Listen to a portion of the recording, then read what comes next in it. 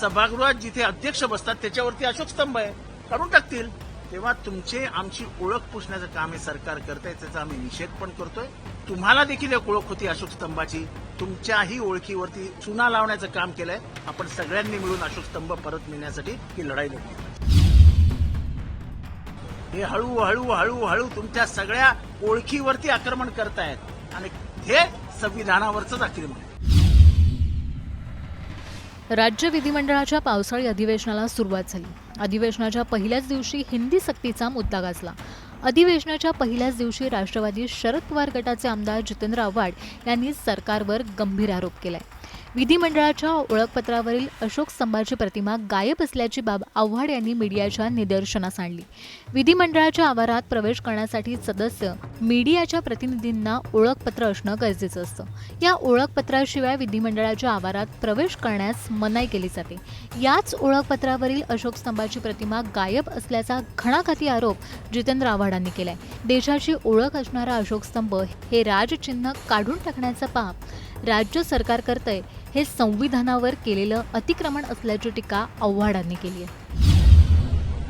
आज विधिमंडळाच्या पहिल्या दिवशी एक धक्कादायक बाब समोर आली आणि जी तुम्ही तुमच्या सगळ्यांच्याही ती बाब निदर्शनास आली असेल.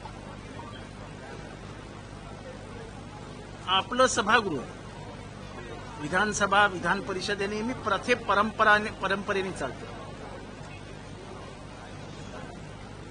जे आतमध्ये आहेत त्यांना माहिती आहे की विधानसभेची जो गालिचा आहे तो लाल असतो, वरचा गालिचा हिरवा असतो. 50 वर्ष 1960 साली महाराष्ट्र स्थापन झाल्यापासून तेव्हापासून ती परंपरा चालत आलेली. आपल्या सगळ्या पासेस जे सरकार विधिमंडळ वगैरे सगळे इश्यू करतात त्याच्यावरती नेहमी अशोक स्तंभ असायचं. बघा तुमचे पासेस तपासून बघा, सगळ्यांचे पासेस याच्या पूर्वीचे पासेस जर जमा करून ठेवले असतील तर सगळे तपासून बघा, सगळ्यावरती अशोक स्तंभ आहे. पीएच्या पासवरती अशोक स्तंभ आहे, जे प्रेक्षक येतात त्यांच्या पासवरती अशोक स्तंभ आहेत. अगदी जे अनसाइन्ड लेटर हेड ज्याच्यावर कोणाचं नाव नाही असे लेटर हेड जे विधान परिषदेमध्ये सभेमध्ये आम्ही जिथे बसतो त्याच्या खाली ठेवलेले असतात त्याच्यावरती देखील अशोक स्तंभ असतो. हा अशोक स्तंभच गायब झाला. काही दिवसापूर्वी या सरकारने एक जाहिरात दिली होती, सगळ्या पेपरला फ्रंट पेज मोठी जाहिरात दिली होती. हे बघा, हा आता तुम्ही तुमचे जुने सगळे पासेस तपासून बघा, इथे मध्ये अशोक स्तंभ असायचा. अशोक स्तंभ या राष्ट्राची ओळख आहे, त्याला एक संविधानिक अर्थ आहे, त्याला एक घटनात्मक अर्थ आहे, तो शिक्का आहे तुमच्या अस्तित्वाचा.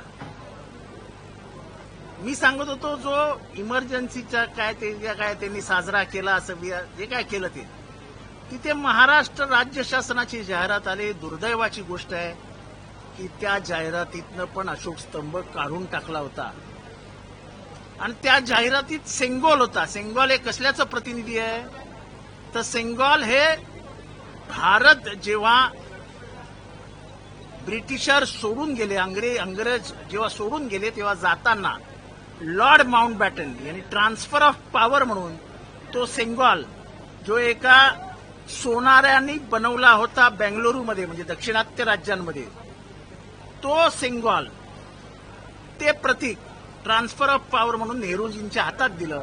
पण नेहरूजींनी ते स्वतःच्या केबिनमध्ये नाही नेलं, त्यांनी केबिनमध्ये अशोक स्तंभच ठेवला.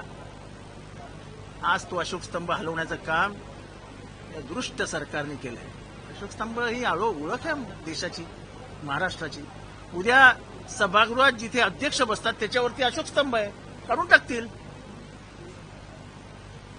तेव्हा तुमचे आमची ओळख पुसण्याचं काम हे सरकार करतंय, त्याचा आम्ही निषेध पण करतोय. पण ही चुकीची प्रथा आणि चुकीची परंपराला सुरुवात होतीये. ते तुम्हाला देखील एक ओळख होती अशोक स्तंभाची, तुमच्याही ओळखीवरती चुना लावण्याचं काम केलंय. आपण सगळ्यांनी मिळून अशोक स्तंभ परत मिळण्यासाठी ही लढाई लढली पाहिजे. काही दिवसांपूर्वी राजभवनात देखील खरं तर आणीबाणीच्या विरोधातला कार्यक्रम झाला. राजभवनाच्या सगळ्या बॅनरवरती देखील त्यावेळेस सेंगॉल चिन्हाचा वापर करण्यात आलेला. मुख्यमंत्री उपमुख्यमंत्री देखील त्या कार्यक्रमाला नाही. असं आहे की आपल्याला जनसामान्यांना समजावून सांगावं लागेल सेंगॉल आहे काय. जेव्हा भारताला सोडून ब्रिटिशर निघून गेले तेव्हा जाताना ट्रान्सफर ऑफ पॉवर म्हणून त्यांनी सेंगॉल जे एक सोन्याचा दांडका आहे, ती तुमची ओळख नाही आहे. अशोक स्तंभ ही तुमची ओळख आहे, त्याला काही अर्थ आहे. 3 सिंहाची निशाणी ही अर्थपूर्ण निशाणी आहे, ती संविधानावरती आहे. तुम्हाला संविधानिक मान्यता मिळते, हे संविधानाची जागा आहे, हे संविधानाचं देऊळ आहे, हे जनमानसाचं प्रतीक आहे. त्या प्रतीकावरती चुना पुसण्याचं काम जर हे करणार असतील तर त्याला विरोध करावाच लागेल. हे हळूहळू हळूहळू तुमच्या सगळ्या ओळखीवरती आक्रमण करतायत आणि हे संविधानावरच आक्रमण आहे.